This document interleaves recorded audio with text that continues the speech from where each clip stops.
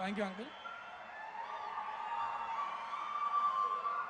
జ్యోతిరావు పులే, సావిత్రిబాయి పులే విగ్రహ ఆవిష్కరణకి విచ్చేసినటువంటి పెద్దలు, మనందరి ప్రియతమ నాయకులు, మన ముఖ్యమంత్రి రేవంత్ అన్న గారికి, వేదిక మీద ఉన్నటువంటి మంత్రులకు, ఎమ్మెల్యేలకి, చైర్మన్స్కి, వివిధ బీసీ సంఘాల నాయకులకు, విచ్చేసినటువంటి చిన్నారులకు అందరు కూడా, పత్రికా సోదరులందరూ కూడా నమస్కారం.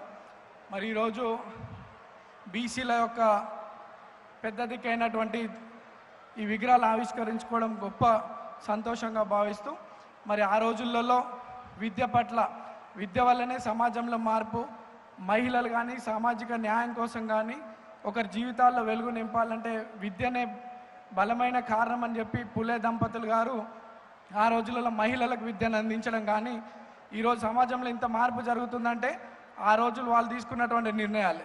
వాళ్ళకి ఎన్ని ఇబ్బందులు వచ్చినప్పటికి కూడా ఎక్కడ కూడా వాళ్ళు వెనకడుగేయకుండా పిల్లలకి, మహిళలకి విద్య అందిస్తూ ఎంతో మార్పును తీసుకొచ్చినటువంటి వారు. మరి ఈరోజు రేవంత్ అన్న కూడా పిల్లల విద్య పట్ల ఎంత ప్రాధాన్యతను చూపిస్తున్నాడో మీ అందరు తెలుసు. ఇంటిగ్రేటెడ్ స్కూల్స్ కానివ్వండి, వాళ్ళ ఆహార భద్రత కానివ్వండి, అనేక రకాలుగా రిఫార్మ్స్ తీసుకొస్తున్నారు. మనందరి, మీ పిల్లలందరి భవిష్యత్తు బాగుండాలని రేవంత్ అన్న తీసుకుంటున్న నిర్ణయం ఆ రోజుల్లో సావిత్రిబాయి పులే, జ్యోతిరావు పులే గారి యొక్క స్ఫూర్తితో చేస్తున్నటువంటి విషయాలు ఇవన్నీ కూడా. మనం గౌరవ ముఖ్యమంత్రి గారికి అండగా ఉంటూ ఈ సమాజంలో బీసీల ఐక్యత బలంగా పెంచడానికి అన్న రేవంత్ అన్నతో బలంగా మనం అందరం సపోర్ట్గా ఉండాలని కోరుతూ, వాళ్ళని స్ఫూర్తిగా తీసుకొని ఇక్కడ ఎంతోమంది విద్యార్థులు ఉన్నారు. జ్యోతిరావు పులే, సావిత్రిబాయి పులే గారి హిస్టరీస్ మీరు తెలుసుకొని ఫ్యూచర్లో మీ అందరికీ చదువుకొని మంచి భవిష్యత్తు ఉండాలని కోరుతూ నాకు ఈ అవకాశం ఇచ్చిన పెద్దలకు ధన్యవాదాలు. అందరు కూడా బీసీ సంఘాలకి, బీసీ సమాజాన్ని అందరు కూడా శుభాకాంక్షలు. Thank you.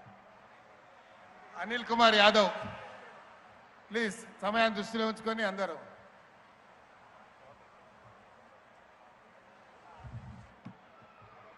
సభా అధ్యక్షులు పెద్దలు, ఖైరతాబాద్ నియోజకవర్గ శాసనసభ్యులు దానం నాగేంద్రన్న గారికి, అదేవిధంగా ఈ కార్యక్రమానికి ముఖ్య అతిథిగా వచ్చేసిన సంబంధ వర్గాల ఆశా జ్యోతి, మనందరి ప్రియతమ నాయకుడు పెద్దలు రేవంత్ అన్న గారికి, అదేవిధంగా ఉప ముఖ్యమంత్రి పెద్దలు మల్లు బట్టి విక్రమార్క అన్న గారికి, వేదికపై ఉన్న పెద్దలు మంత్రివర్యులు శ్రీధర్ బాబు అన్న గారికి, వాటికిటి శ్రీఆర్ అన్న గారికి, పున్నమన్న గారికి, అదేవిధంగా వేదికపై ఉన్న బంధుమిత్రులకు అందరికీ కూడా, చైర్మన్లకు, ఎమ్మెల్యేలకు, ఎంపీలకు అందరికీ కూడా పేరు పేరున నమస్కారాలు తెలియజేస్తున్నాను.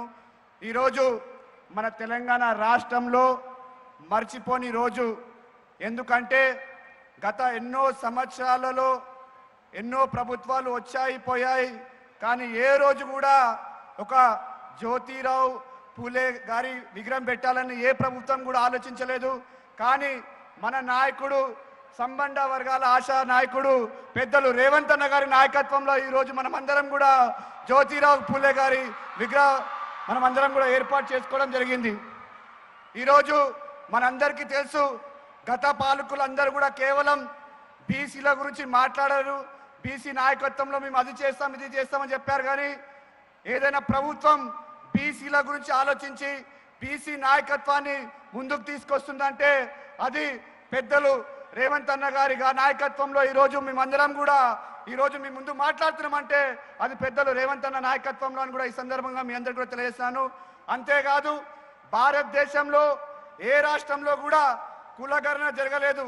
అది మన రాష్ట్రంలో కులగణన జరిగిందంటే అది కేవలం మన పెద్దలు రేవంత్ అన్న, అదేవిధంగా పెద్దలు మహేష్ అన్న గారి నాయకత్వంలో కులగణన జరిగిందనే విషయాన్ని కూడా ఈ వేదిక నుంచి మీ అందరికీ కూడా తెలియజేస్తున్నాను.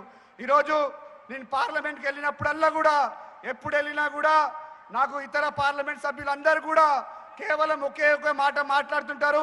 మీ రాష్ట్రంలో కులగణన జరిగిందంటే నిజంగా కూడా మీ రాష్ట్రంలో ఉన్న నాయకత్వం నిజంగా చాలా పెద్ద పని చేసిందని కూడా చాలా మంది చెప్పడం జరుగుతారు. అంతేకాదు, నేను రాజ్యసభ సభ్యుడైనాక పెద్దలు రేవంత్ అన్న దగ్గరికి వెళ్ళి, అన్నా నేను పార్లమెంట్లో ఏం మాట్లాడితే బాగుంటుందని కూడా అడగడం జరిగింది. అనిల్, నువ్వు ఒక విషయం గుర్తుపెట్టుకో, నువ్వు ఒక బీసీ నాయకుడిని కనుక నువ్వు జ్యోతిరావు పులేకి భారత్ రత్న ఇవ్వాలని కూడా పార్లమెంట్లో అడిగిపించిన విషయాన్ని కూడా ఈ వేదిక నుంచి మీ అందరికీ కూడా తెలియజేస్తాను.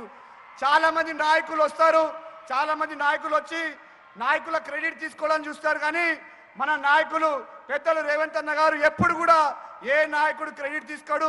ఎవరైనా కష్టపడితే ఆ కష్టాన్ని నిజంగా కూడా గుర్తించి ఆ కష్టపడే నాయకుడికి ఏదో ఒక పదవి ఇస్తారని కూడా ఈ వేదిక నుంచి మీ అందరికీ కూడా చెప్పడం జరుగుతుంది. మరొకసారి నాకు ఈ అవకాశం ఇచ్చిన పెద్దలు దానం నాగేంద్ర గారికి కృతజ్ఞతలు తెలుస్తున్నాను. Thank you. గౌరవనీయులు పిసిసి అధ్యక్షులు మహేష్ కుమార్ గౌడ్ గారు మాట్లాడమని.